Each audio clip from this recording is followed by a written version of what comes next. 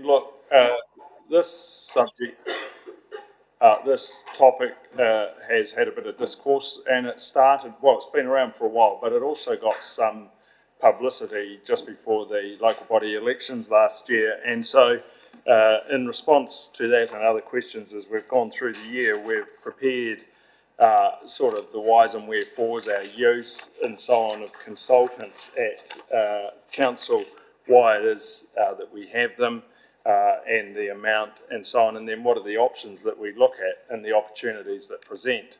And so it's not the right chain.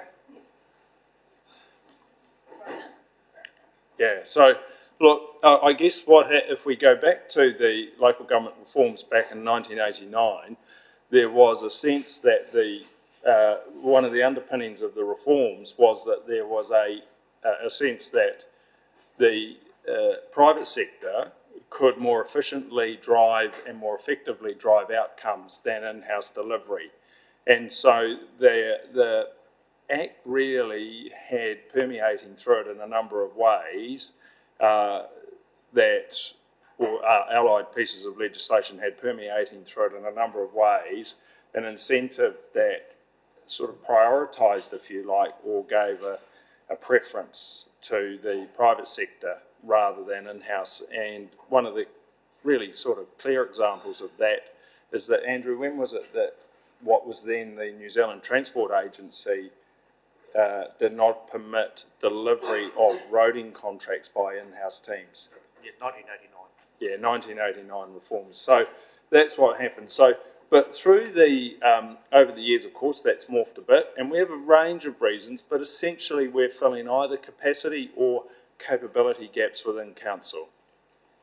We do have, now there are a number of reasons why we have that. For instance, there are legislative requirements, and just one there is under the Rating Valuations Act. All valuation services under that Act are required to be carried out by a registered valuer. You also want an element of independence in a number of our assignments. And so what has occurred over time is that what you might call generally probity requirements, see, Trudy, for instance, we now have independent members on our on tender evaluation panels for roading, water contracts and so on. And the reason for that is that we have in the past been challenged about whether we have been fair, independent, objective in terms of some of our contracts. And the Auditor General has released a number of reports where councils have been challenged about the way they've procured a contract and have they followed a proper process which has given everybody a fair shot at a contract. And one of the key attributes that permeates through that is that there must be independence and expertise on these panels. So then if we take, and you saw today, for instance, the $370 million increase in our infrastructural assets, they need to be independently valued for audit. And if you take water and roading, they're not cheap exercises.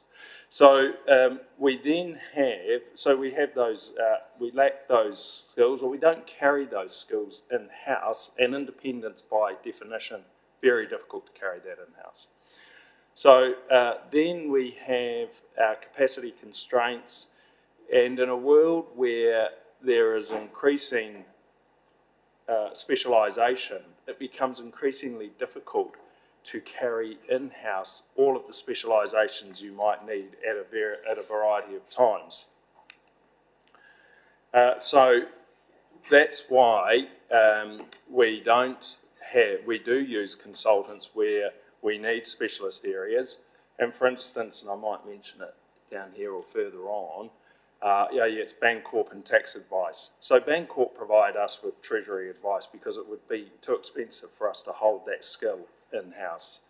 If we take tax advice, you get people who specialise in indirect taxation, you get such as GST, if you want to call it an indirect tax, as opposed to a direct tax like income tax. And so again, for us, holding that skill in-house is not practicable. nor is it financially feasible. And then, and I'll mention it a bit later on, we have a growing number of assurance engagements. Now, some of those assurance engagements internally, we can do some internally. For instance, and it came up with a company, it might have been Cord, I think. One of their people was charged with pilfering petrol, I think it was. Cord, yes. Yeah, Cord. But we, for instance, run we run. They're quite small, but they are internal assurance engagements to make sure that all the fuel usage on our cards sits within defined parameters. So somebody's vehicle, for argument's sake, doesn't use a disproportionate amount of fuel. We also have arrangements with our neighbours around environmental health, alcohol licensing, and so on. Some of those are quite formal around alcohol licensing, environmental health, where we provide the service on behalf of another council. Others are less formal, but we do provide support in terms of areas like building control services. And then there's the likes of the High Court action and the Three Waters. So there's a whole variety of reasons why we would engage consultants. I thought what I would do here is give you a bit of a sense on what our total spend is, then what our consultant spend is, and what that is as a percentage of the total spend. So if you look along here, our total operating expenses for 21, 22, 23, and the 23 is draft, so it might move around a bit because we've just concluded the year and it hasn't been audited. You can see them there. There's the capital spend. Andrew, do you just want to comment on the 55 million? Yeah, just while we're seeing it there, because look, again, it may move a bit, shuffle around as we do the audit, but it's broadly going to sit in and around that number, give or take. So yeah, in regards to 55 million, that is where we look like we're going to be landing as far as our capital spend in 2023. Now, our original budget was a bit higher than that. It was about 82, I think, from memory. And then we allowed for 10%, brings it down to about 77. Now, the actual, there were two projects that were in the annual plan, which account for $20 million, and that was the theatre and the art gallery.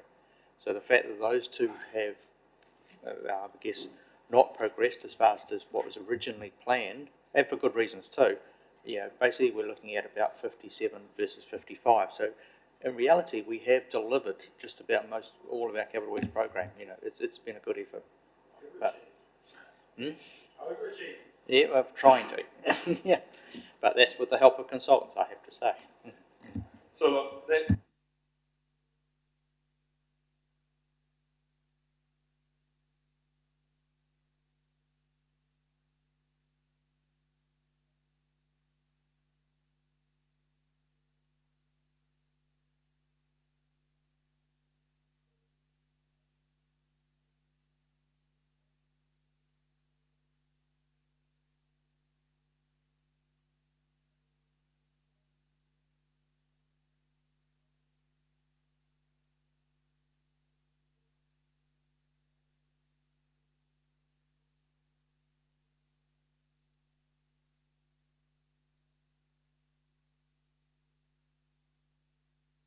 I beg your pardon. Thank you, Jackie.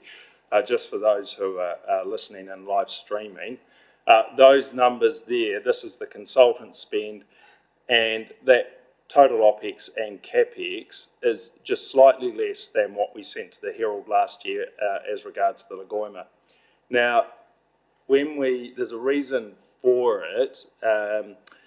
Broadly, it's how we interrogate the numbers and the process that we used. So when we did the ones for the Lagoima last year, we did it by way of GL code.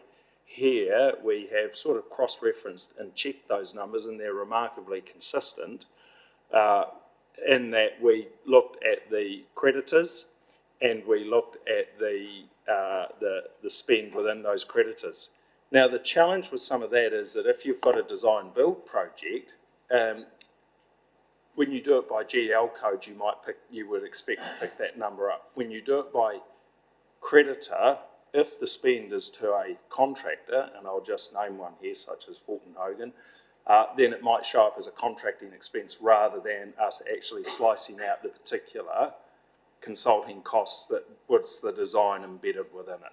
But look, those numbers are pretty consistent along the way. So we're pretty confident that we've captured the numbers in terms of our professional advice spend or consultant spend, if you like. Now, we thought it would be useful to get a sense of where these numbers sit as a percentage, so that you see the number at a high level and you go, well, that's a big number, but how does it sit in terms of total operating cost? And again, pretty consistent. I would draw your attention to that one for 2023. It is a draft number, and so as the financial statements are prepared, we do the review, I think it would be fair to say that number may shuffle around a bit, but I don't think it's going to change much in terms of the scale that it sits at around about 5% of our total operating cost is spent within the consultant range, with consultants. If we look at our CapEx, you can see that it's slightly higher. It goes up and down a bit, and the reason I think for that, and I'll pass to Andrew. Yeah, okay, Andrew's going to explain that would be good. Yeah, the reason for, I guess, the higher amount in 2021 was the fact that we were doing a lot of design work in preparation for a large construction season in 2022. So your likes of your Downlands, your Te Moanas, they were all going, with Parrora Pipelines, the other one, they were all getting designed in 2021 to be built in 2022. And of course, yeah, 2022 had a high spend in the capital, but from a consultant's perspective, it was less because, again, that we were busy constructing, and then in 2023, we've moved into another cycle, so hence that's why it goes up and down a bit. Yeah. Generally, it's design 1 year, build the next year. So what it would suggest is that next year, or the year we're in now, 23-24, you might expect to see a reasonable degree of build.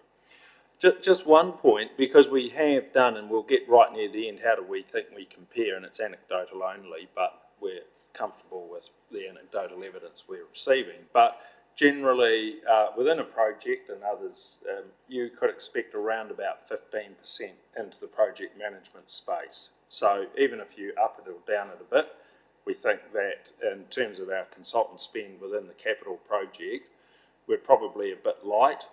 And that may be because we have overstated the amount in our total, in our OPEX, but we would rather do that on a basis of being conservative than understate it. It would simply be a switch, though, between capital and operating. It is not a change to the total envelope. So there when you get what you might call a weighted average, there you are, back to those total spends for consultants and OPEX and CapEx, and there's the percentage spend.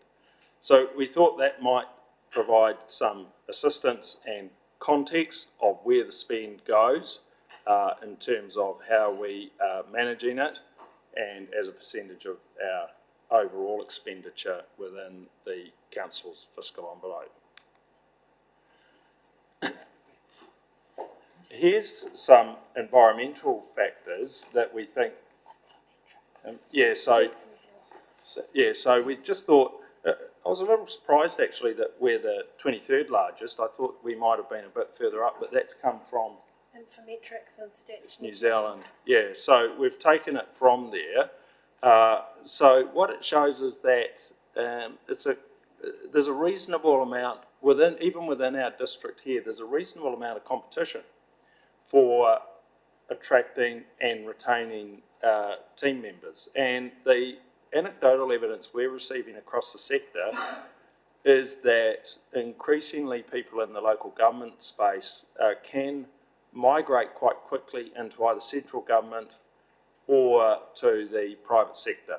And if you think about some of that, someone in IT, an engineer, an accountant, a range of people, even in planning and so on, they can migrate into a consulting house or a company or into central government. That has become, I think, more pronounced in recent years. If we go back some years, I think the segments were more divided. You were in local government, you were in central government, or you were private sector, and there was less cross-pollinisation. So, and the perception that the local government sector is remunerated on a lower, less competitive basis than other market segments comes from our strategic pay, which shows that we don't remunerate as well as the central government sector or the private sector. So it does create some challenges in terms of retaining expertise and knowledge within organisations. We certainly know, and it goes back to a point I made earlier, that councils, because of our multiple different business functions, running infrastructure, running recreational facilities, regulatory obligations, there is a need for a deal of specialisation. And what has accompanied this specialisation has been increasing central government mandates. And we saw it with the Otahi pipeline assignment. If we went back, and Andrew can probably talk with some knowledge here, 20 years ago, a project like that would not have had the ecological assessments that we have now. But what was it, 278 pages? Yeah, that's correct. Yeah, I think there was 7 different ecological studies had to be done. It was, the bats, the birds, the lizards, and also the archaeological and the cultural. Replicated in many areas. Our stormwater catchment plans are much more layered and complex, with a lot more involvement and investment from a range of other parties. So the central government mandates have gone well beyond just the 3 waters and those reforms into a whole host of other areas. And if we take, for instance, the national policy statements, and the requirements that they then impose on us. So there was a national policy statement on urban design, which came out and said there was no need to provide off-street parking. So we then have to model and adjust within our planning framework to account for these changes.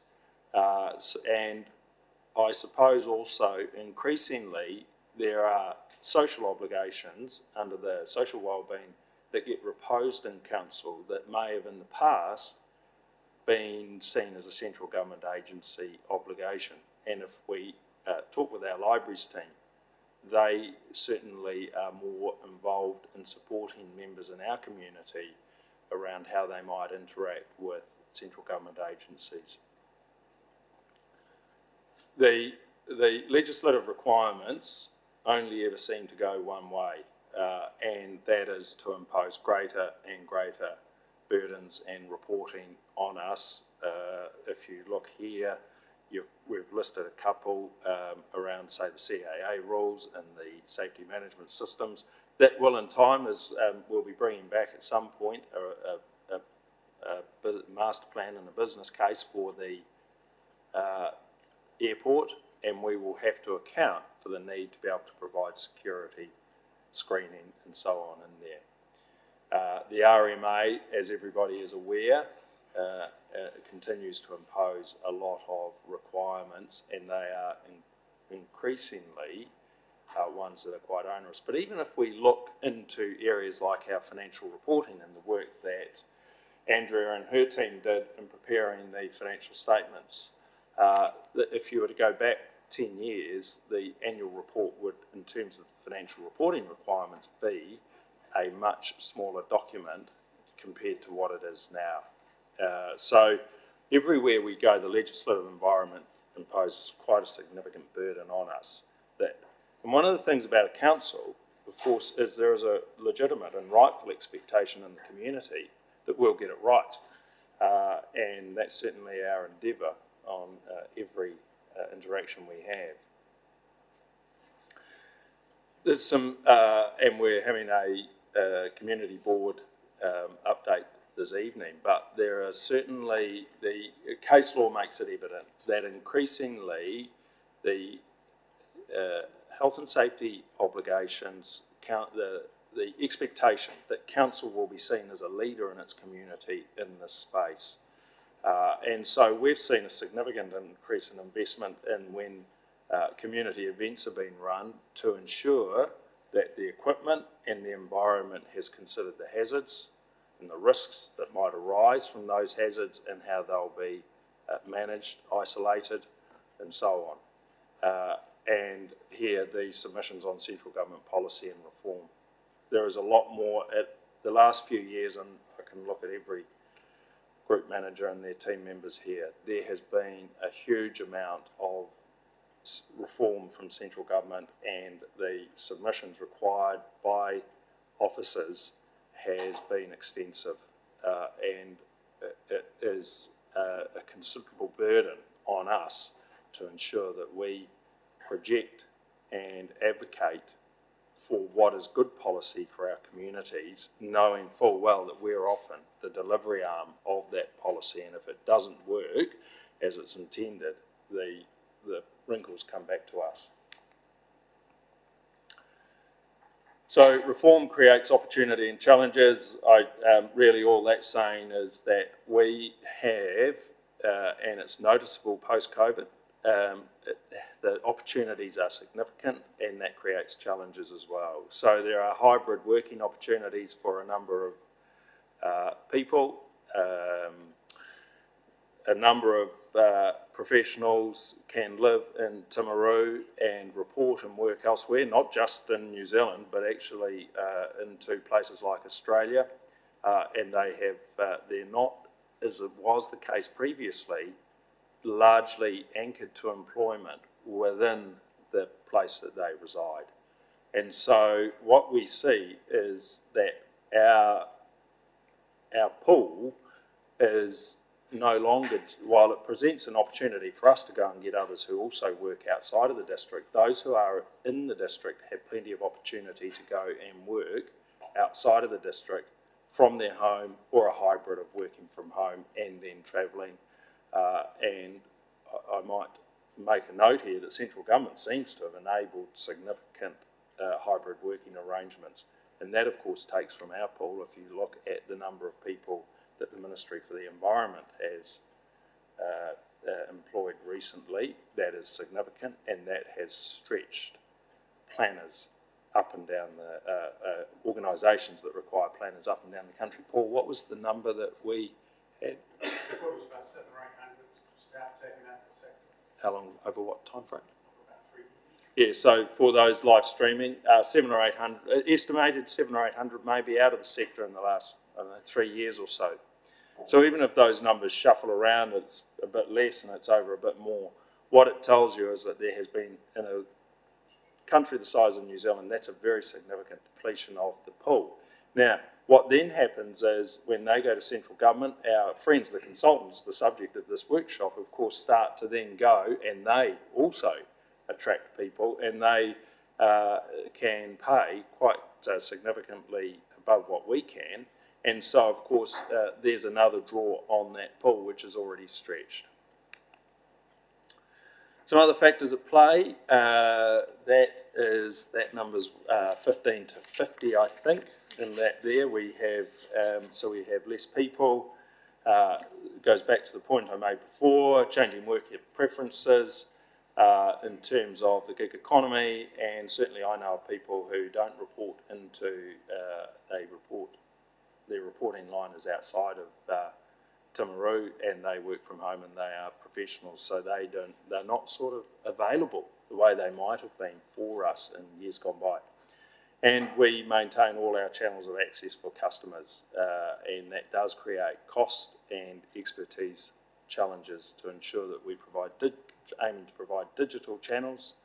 So Atticus today, we're looking at LIM projects, but also we want the traditional channels of face-to-face phone calls and so on, because a significant number in our community of that. Yeah. Gig, oh yeah, so yeah, good question. Basically, it's where people sort of move from assignment to assignment or job to job, so they don't have necessarily, and we see it with, so they might work 12 months for us, then they might say, yeah, and they might then move to work in Wellington or Sydney or wherever, and they take their skills, they might be finance or IT or whatever, and what engineers or whatever it is, or and away they go. So they're here for us, but they tend not to be settled in a location the way traditionally people have been. And if you look at the Audit and Risk Committee work programs, you'll see the really big increase in that workload. And that, just part of that, for instance, is in the last 2 years we've undertaken 14 internal assurance engagements, and in the next 2 to 3 years we've got another 18 proposed internal assurance engagements. And these engagements do require a lot of resourcing, and normally by specialists, particularly in some of them. We had, what would you call it, data analytics? A data analytics exercise undertaken to get assurance around the probity of our financial systems, tested massive amount of data, and then we get the findings back. And as with always, there are enhancements and improvements that can be made, and they need to be embedded across council and the organisation. Pretty important, some of these assurance engagements, because certainly Audit New Zealand use them in terms of testing and assessing our internal controls and reliance on systems. And that's really, really important, because if you take a simple payment that comes in for any, say it's electricity, and it comes in from across the payment of electricity for our street lights and Sea Bay and here and Claremont and out at Aorangi Road, wherever, what the systems test does is that Audit New Zealand tests the system for us to receive, authorise and then approve the payment. And they do that so that they can ascertain whether they can have reliance on our systems. And if they can have reliance on our systems, although you might wonder when you see the size of the bill, but if they can have reliance on our systems, it reduces significantly the work they do, because they don't have to do what's called substantive testing, where they go through and check vast percentages of our invoices. So a lot of that work is critical in terms of providing efficiencies and assurance inside, well, efficiencies that can be relied on by other parties, but assurance to our community.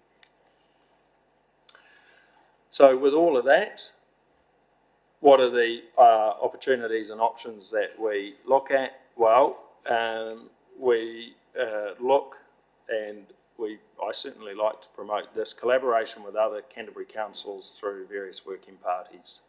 So we use the working parties of the Canterbury Mayoral Forum, and I use that term generically, so the Canterbury Mayoral Forum is the mayors, there's the CE's forum below it, then there's various working parties. We use them to help do the work around submissions that can be made on a variety of policy changes. So that is one area where we can reduce our own individual workload. I think we look at an in-house legal counsel as to whether that would provide some sort of efficiency and effectiveness in terms of greater reliance in-house. It's not a complete silver bullet, but it's certainly worth looking at and may have some advantages. I think the consultant versus employee, look, it's really, with that last one, we look at that pretty regularly. In fact, almost every time a position comes up, not necessarily the position such as a lifeguard at Sea Bay, because we need a certain number of them, but other positions within the corporate structure, almost every time one comes up, we look at it and ask, how might that resource be better deployed, and where might it go, and do we need it? Do we stress test the organisation without some of that resource for a while and see what happens? Section 17A reviews undertaken, that I should have said under the Local Government Act 2002, and that looks at whether you bring services back in-house or whether you deliver it externally, whether you are better to collaborate with other councils, So the likes of our local alcohol policy is a joint effort with our neighbours in Waimati and Mackenzie, and we do provide support and services to other councils. So there's some there that can be explored, there are some that are on foot, and the question is whether we can make greater use of them.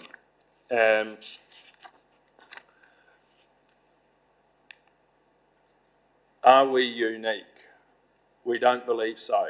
We haven't gone and done a Lagoima on other councils and asked, but we know from reading and what we see that other councils similarly are grappling with a tight employment market, increasing expectations around delivery or need for delivery in certain critical areas like water and roading, but particularly in water where you've got Taumata Arawai as a regulator, which is a response to the Havelock North water event back in August 2016 or 17, time slips by now, and so on. So it is, we're not alone, and we know that that is something that all councils grapple with.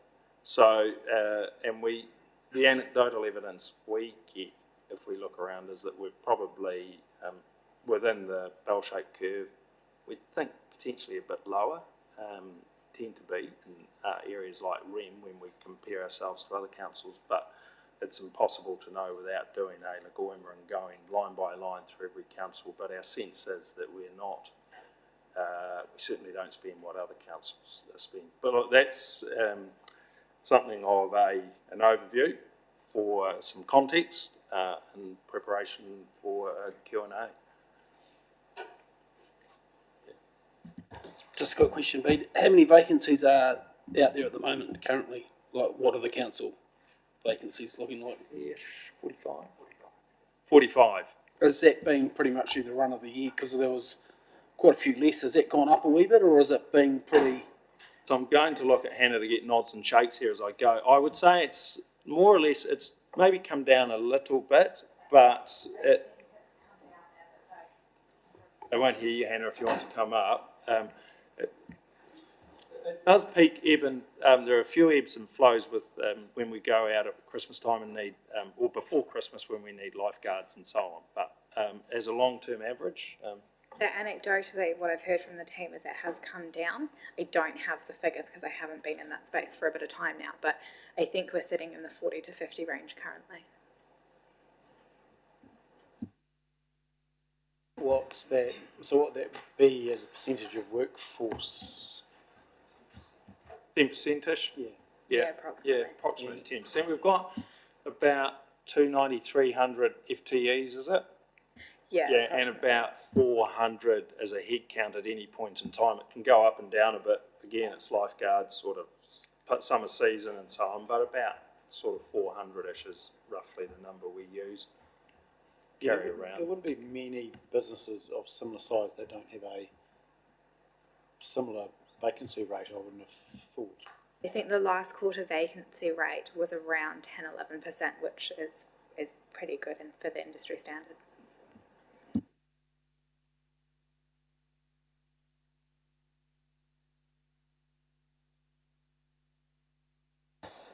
A comment, really. I mean, one of the things that comes that you're dealing with here is perception, and words like consultant. Consultant sort of has connotations of getting in other people that to do jobs we could perhaps do ourselves and that sort of thing. So much of this is surrounded by a little bit of misunderstanding, I believe. Whereas, in fact, what we're talking about in lots of those different scenarios is this fancy word consultant. We may actually just effectively be bringing in a temp, which doesn't have the same connotations in terms of their cost and what have you. I'm not saying that's the whole story here, but it is perception and not quite understanding that consultant takes in such a wide range of different roles. Like, you know, corporate services was what it was the line that I didn't understand when I first came on board. You'd see it in budgets and what have you. I thought, what on earth is that? Is that a whole lot of people working for Bede, you know? So a lot of it is perception, isn't it? Well, I hope it's a whole lot of people working for our community as well, and I think most of them are. But I think you're right; it does carry that sort of that pejorative connotation of somebody who's really just getting a bit of an easy run. But in actual fact, many of them are people. You're quite right. Many of them are bringing quite a skill level or an expertise that we need on a non-permanent basis, if you like, and it can be at times really difficult to find people who are, and we've found this, and in the sort of COVID, post-COVID, it has become more pronounced to find people with the expertise to come in and do a function on a non-permanent basis. And we've certainly had instances where some of them have declined because either our going rate isn't enough, or they're saying, look, in effect, what you're asking me to do is to take a role for a period of time, which means I have to give up my own business, and then when yours comes to an end, my business might have disappeared, so no, I'm not available to do the work. And so it isn't always as easy as it might have been in the past. And the hybrid environment has, I think, it's just my observation, has made it harder when we go. I'm surprised the number of people who work and live in Timaru but work elsewhere.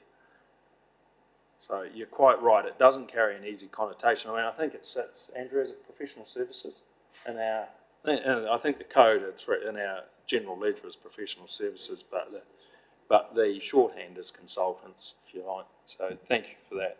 You're quite right, it's not it has got a connotation.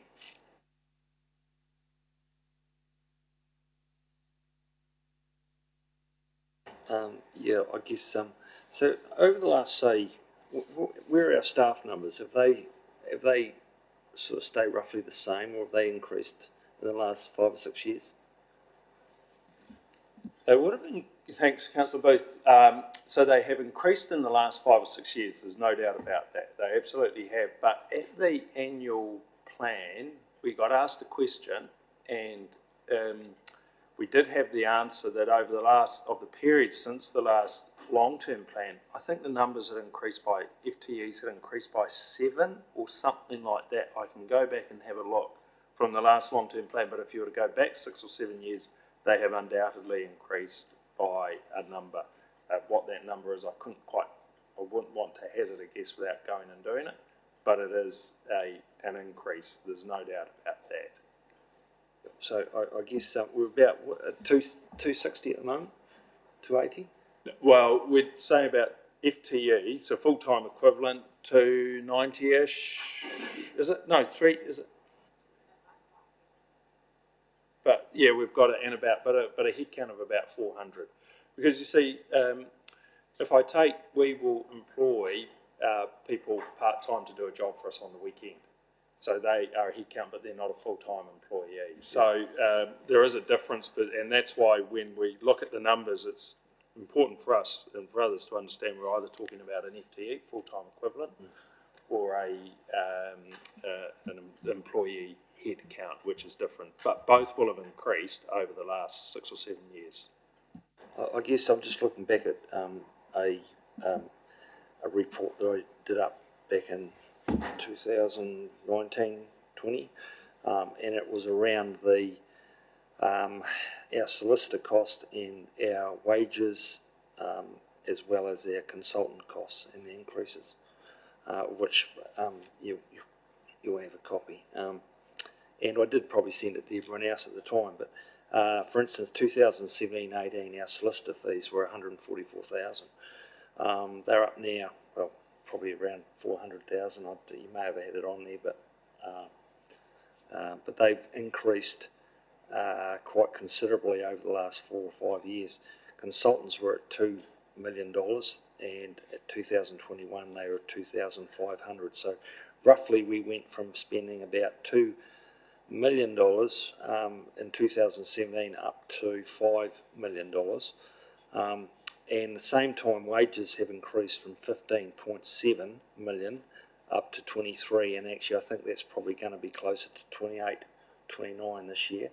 I'm not too sure, but so basically wages have almost doubled, consultancy fees have at least doubled. And just looking at some percentages around every year on year increases of rates based on $500,000 being 1%. We should have been increasing our rates at a regular rate of at least 5 to 6% simply to cover the increases in people costs, consultants and lawyers. But they certainly have increased, and obviously the wages have increased. So I'm just wondering, are we getting extra services for that, or has everyone's wages doubled because, or have we got a lot more people? I guess that could be the other question.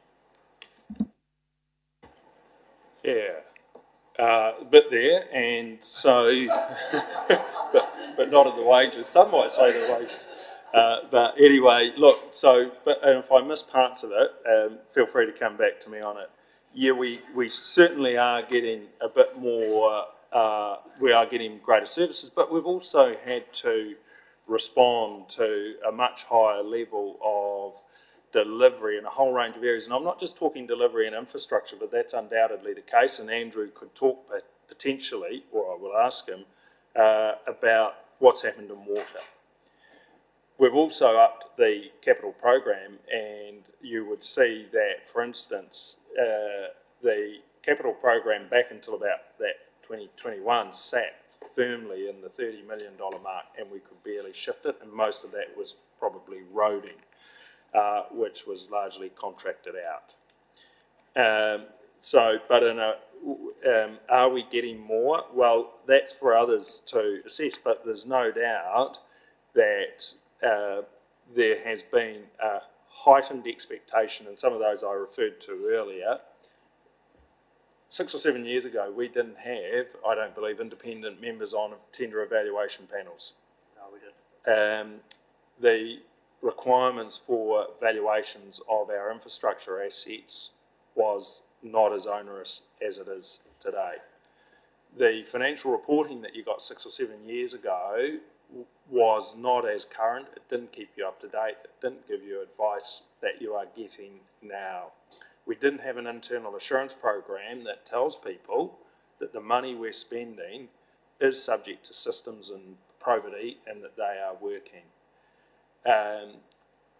We have had, 6 or 7 years ago, the Health and Safety at Work Act came in with effect from April 2016. I think it was April the 5th.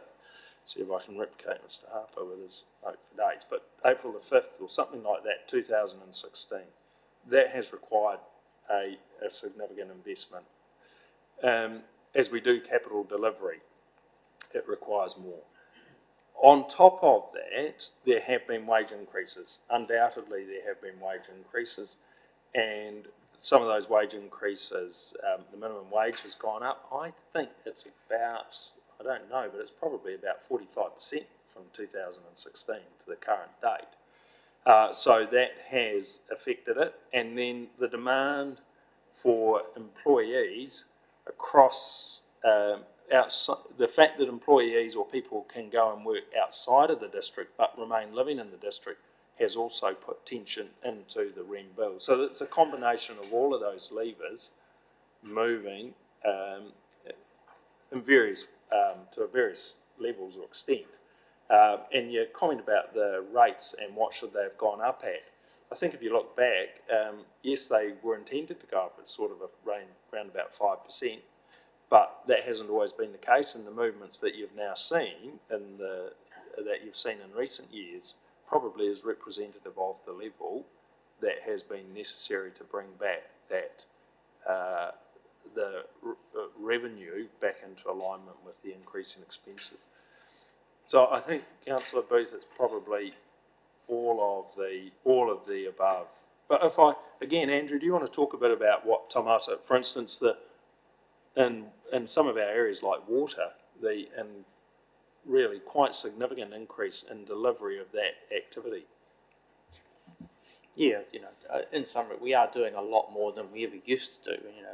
Taumata Hawaii is a classic example. We're having to do continuous monitoring of water. sampling, everything. There's a lot more reporting requirements, quite extensive reporting requirements that all require extra work, data entry, data processing, everything else. So there's that coming online. Our capital works program, is significant now. This year's capital works budget is 92 million. So, that's far cry from the $30 million days. A lot of planning is involved in that. We're doing more as well in other new activities. We've got climate change now that we have to deal with. We didn't have to deal with that 5 years ago. We ignored it. Yeah. That's a fat lot of use, isn't it? For every project. So it is a lot more work. I guess the point I'm just getting at is that our personnel charges costs have doubled. That's 100%. Obviously, there could be increased, obviously, more staff. I'm not sure. It would have to be more staff and better, well-paid staff, I guess. And but the consultancy costs haven't dropped back. You'd expect them to actually ease back if we were actually spending a lot more money on salaries. I mean, we should, if we can't get the people, we've got vacancies. That should be reflected, yes, in a bulge in the consultancy costs, but they've stayed quite high, and they keep increasing, while our salaries as I say, have doubled since 6 years ago. So I guess that's the cost of delivery has increased by double, is what I'm getting at. So I guess what we can do about that, I'm not sure, but it's certainly a problem. I think it's but if you look at that, we're not unique there in a way, because that $371 million increase in our assets and that you saw in the annual report reflects actually that the cost of replacing, and a lot of that is because actually all of the costs of everything we do have gone up. It's not just our wages, our insurance premiums have gone up, our energy's gone up, the cost of materials has gone up, and some of that reflects a more complex environment that we work in. And we go back to the river crossing, where not within recent memory of people, we wouldn't have been required to do an ecological assessment on 7 different sort of species in the past. And so they do increase those costs, and that's where you might say it's just one assignment, but we had to do, was it lizard management plan for the Parry-Orr pipeline? That's So just about every job now. Yeah. So those do, and they embed, and they are not frictionless. They come with a cost inside the organisation in terms of delivering on those enhanced expectations or requirements that are imposed by other agencies. What would be good, just to get some, by the end of this, just to get some movement forward on, what we've identified some opportunities, just if there's any other things from elected members that, we think officers should go away and look at. But I'll bring Councillor Piddington in now, who's online. Look, I guess 80% of that beat I accept, but I don't accept that we should have a consultant through a company earning more than you over 3 years, jumping from job to job. We should be giving our own staff the opportunity to act up. We've got another consultant, we've employed the person into the job, but we've kept them on. And from the outside looking in, and it might be the journalist in me, but I just see that as waste and someone that's enjoying their time at the trough.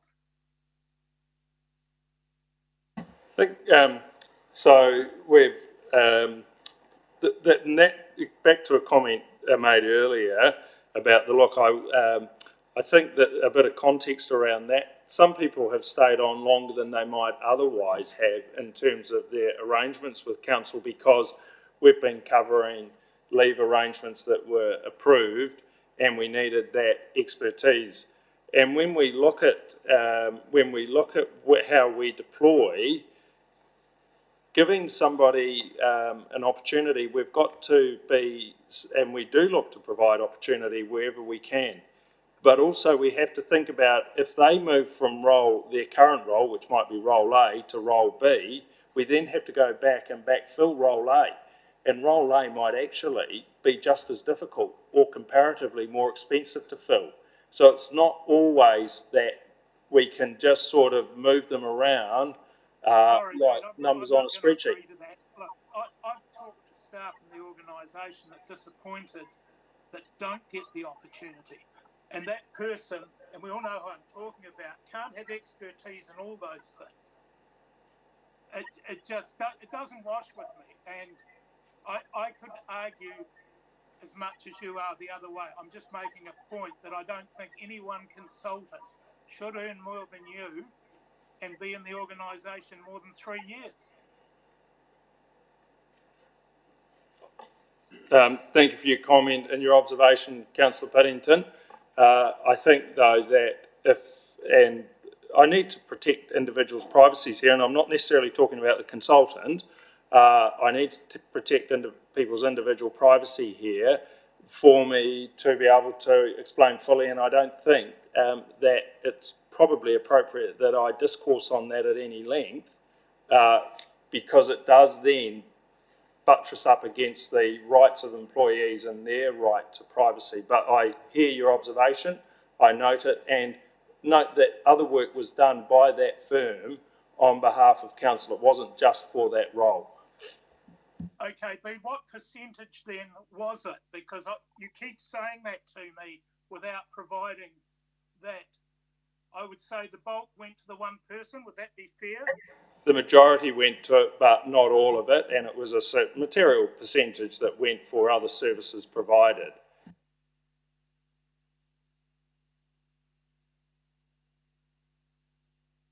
I guess my point, though, is in those positions, you don't give people a chance to act up and to move on. Give me an example of the position that would be a tier lower, that would be harder to fill.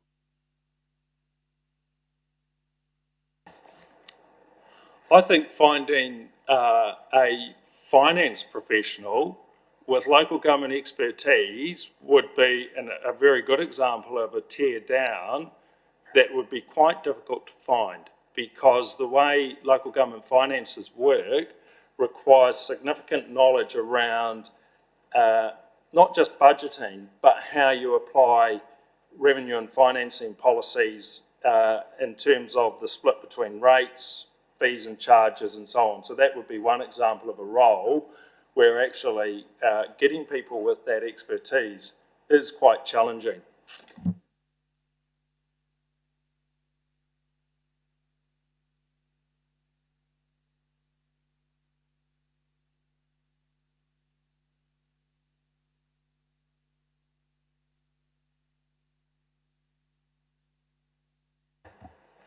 Alrighty, so let's look for the opportunities. And one of the discussions that I had at another meeting was, although these conversations are very public, and to the point made earlier, we should always be looking at efficiencies and getting rid of any waste in the system. But it's not just in these spaces; it's across it's across contracts, and we need to be doing those as we do under legislation, 17A reviews, and looking more holistically around the organisation where those opportunities are. But look in this space, I think it's been highlighted quite clearly that there's an option for legal, and Alan, you've put some focus on that as well. That is an option where there might be some savings. So I think elected members would certainly fully support looking at that. Is that a hybrid model? There's still some, I do question us being able to have all legal, and this is more for the benefit of anyone on live stream or potentially the press, because it's not easy just to say you've got an X amount of bill with legal and you're going to all of a sudden half it because it's going to come inside council. There's some specialties that we will still need to access outside of the building. But that would be certainly one for me that we should be looking at. And is everyone, in support of? I think that's the direction that the Chief Executive team have indicated anyway. But that's sort of an obvious one. And what else what other things are, in the project office, I know we've talked about that, that's being investigated by the team at the table as well, so that's fantastic. Anything else, Councillor Booth, thank you. Yeah, I think we probably need to give more support to the HR, our HR capability, to go out and get these people, so. A good point. And Hannah, do you mind jumping up again and making a comment? Because I think we're actually at a pretty good capacity place. There was a lot of change, but I think you've done a great job from my observations to where we are now. Yeah. Absolutely. Look, at this point, I think we've got a really efficient, well-staffed HR space that we have the capabilities, experience and capacity to actually progress some of this work. There's been a few changes over the previous months, and we've got a really good team, and I think what you're asking is manageable, and certainly we're able to look into those options. It's the age-old question, is the market got the people, and what does that look like? And we can go and do that. We can make the assessments and look at costings for what different types of roles and units would cost to establish, and we can do a bit of analysis alongside finance. Yeah, I think that's good. I mean, definitely, you probably want more than you need almost to ensure that when there's gaps, when people are away and etc., that it's manned and it's on the ball. So you don't really get a second chance with people generally. Thanks.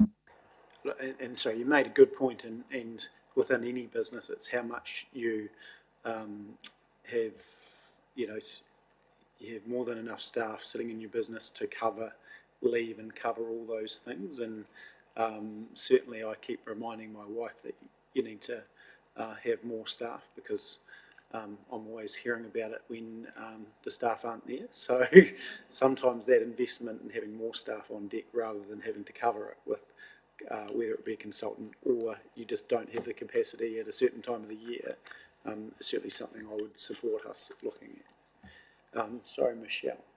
I just wonder if we've thought about any longer term fixes, which I know won't have an immediate effect, but this problem doesn't feel like it's going to go away anytime soon. And so if we think about the resource planning, the engineering type thing, do we, have scholarships or things like that where we're getting people through the qualifications but then getting them back for the same number of years, so that we're helping that pool and having some loyalty, almost buying some loyalty.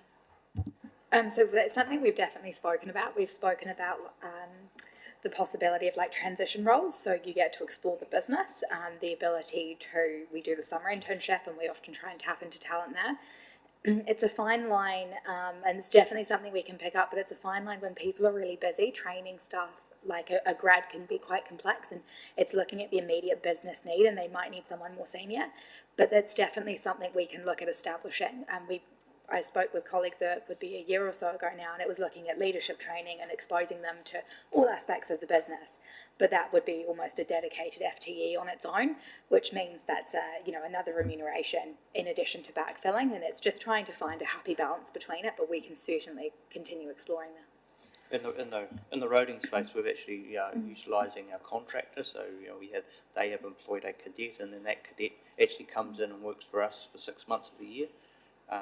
To learn about the local government side of things. So some of that is in progress. And just to add to that, one interesting point on that as well, kind of allied to it, was Fitch, when they first started doing the reviews of our credit rating some years ago, asked, and I don't know if they asked in the last couple of years, but they asked what we saw as the future workforce needs of the organisation. And we did look at it and explore it with them. And it was that actually we will need more and more specialist people.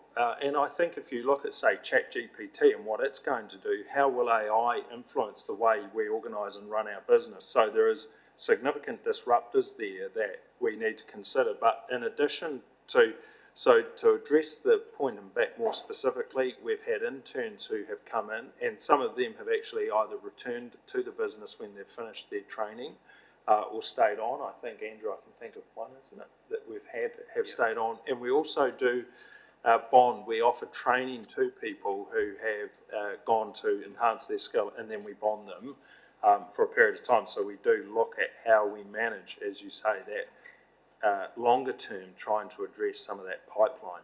So and any ideas and thoughts would be really welcome, because ultimately that's a really good way to grow people into the business and your talent through it. And can I just add to that, we are exploring a career pathway project. So we are looking at mapping how a career might progress through local government. So you can start here, but with this development and this support, we can get you into these kind of roles. So we're opening up that trajectory to try and retain talent as well, and open up the scope for keeping them within the business if they feel like a new challenge. Is that being handled within your group? Yes, correct. Okay. I guess the other thing is just we've actually got a lot of very skilled staff here, and I guess it's about identifying them to bring them up and into some of those more senior roles. And quite often the best option is looking right at you in the face. And I guess we've had quite a few of our experienced people leave, and we've struggled to have the capacity to replace them. But we knew that they were going to leave probably 6 months to a year prior to them departing. That's the time that it's identified, then you take on an intern or someone to start learning the ropes, and they get chucked in the car, and that's how they learn. They go around with the experienced operator. They do some written stuff in the background, and we bring people through like that, because if you leave it to the last minute, it's just a problem. That's a really good point, actually, Councillor Booth, and it is one of the things that what we are doing, and look to actually, particularly people who have worked here for a long time, and might be, I wouldn't say the twilight, but maybe in the late afternoon of their career, they do provide to us, they migrate to different roles, and we've got some instances of that, and they're providing fabulous value for us because they have incredible skills and knowledge. And so that is also, I think, to what is one of the longer terms, it's both at the beginning, but if you look at the full life cycle of the team member, it's at the other end as well, how we can max their skills. So I think it's a really good point. Yeah, we do a lot of training in the operators type area as well. We advertise in schools, we bring school kids in for cadets, we have open days, so we are bringing them in there. It is holding them is the biggest issue. We've had one recently where we trained up, fully qualified, and then went off to a contractor. It is very difficult holding these people. And our water teams, we've got a lot of musical chairs going on at the moment where people are progressing through to keeping people. I don't think you should be afraid to actually train these people, because you may lose 2 out of 3, but and quite often they may come back. So it's like your contribution to the industry, really. Yeah, agree, and we do have some that come back as well, and to the point, we do look to try and provide opportunities through the organisation for people to move around, because that's another good way for them to stay connected in the business. And you're right, there is a lot of talent here. The challenge when you have talent is, of course, everybody else wants it. That's the trick, but you're quite right about that. One question for me on some of those things that we've talked about, the opportunities. What is a timeline on, next steps? So the likes of legal or project space, what's a realistic timeline that we can, have a conversation? Not that I want to put you on the spot at all, but I think it's important that we put some timelines around these reviews. Once I get a clear understanding of the scope of the work, we'd probably be able to bat it, but we're probably talking 3 to 4 months would be my gut feel, and that is to actually do some analysis in terms of actually how much are these units going to set up, and let's look at the recruitment market, because I'd be cautious of setting something up and then struggling to recruit. So to do all that piece of work, I'd say 3 or 4 months would be my gut feel. No, that's all good. And Councillor Piddington's just needs to go, so thanks, Councillor Piddington, for your contribution. Look, and that's great. And I think there again, we're all in the governance team want to have something set in place that's going to have longevity. So let's do it right and set it up, and then future councils and ratepayers can reap the rewards of our great governance and great leadership. No, but it's use the time appropriately. So what are we? July, August, September, October. Yeah. End of October. Yeah. Perfect. We heard it here. Thank you.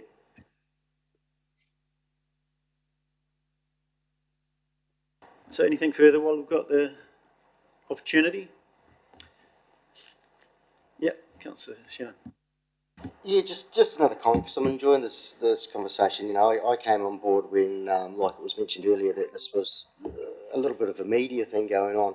And I think what seems to have happened is that a bit of daylight has been shone on the whole scenario. And I think it strikes me that this is actually just going to be part of doing business to a degree for everybody going forward. So it's part of finding that sweet spot, and at the same time taking a good hard look at what we do, what we can do better, and what at the end of the day does need to be farmed out to the consultants, for one of the better use of terminologies. But yeah, so I've really enjoyed this session, and I think I'm quite excited about what's going to come out of it. Thanks for your work on it. Yeah. Question, sorry. Just from my experience at Fonterra recently, do we have a retirement issue coming forward over the next term? Not that I'm guessing everyone's age around here, because it's not a really good look, and yeah, there's consequences with that. But do we have it? Because at Fonterra we have quite a major retirement issue in time going forward, and we've set up a nutrition plan. They've set up their own nutrition plan to cover all that sort of stuff going forward. So I'm just wondering, is that an issue generally for this? For employing here, or? So that's a really good question. I'm engaged on a Taitura workforce group, and it's an issue across the LG industry. And so part of the work we're doing is to understand how we can take best practice from other councils that have plans like that and replicate it nationwide to support the whole sector.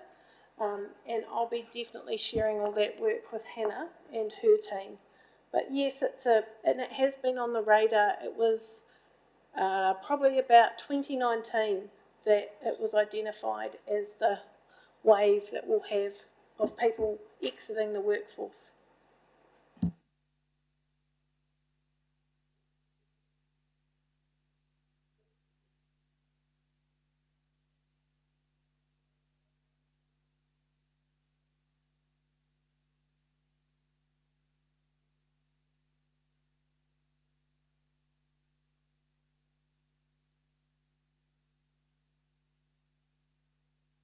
Thanks, everyone. I think that draws that to a close. But look, I think the emphasis, and for those, if anyone is online or we're going to watch this later, is that we are invested in, continual improvement, and that's the key thing. And the opportunities won't just come from consultancy; they'll come across the business. So, and as a governance team, we need to be, holding our exec team to account, and likewise today with their junior tier managers, tier 3s, etc. as well. But I am, seeing I'm in the building, most days, and so, you're seeing some really good people. When SLT, as an example, are on leave, you're seeing some really good people step up. So we do have, some pretty good depth there across the organisation. So I don't think things are going to stop tomorrow by one or two people not being here. But we need to be investing in our people. That's the key message, isn't it? And I think our people would support that narrative as well. So thank you. I really appreciate that, and we'll close the workshop now. Thanks.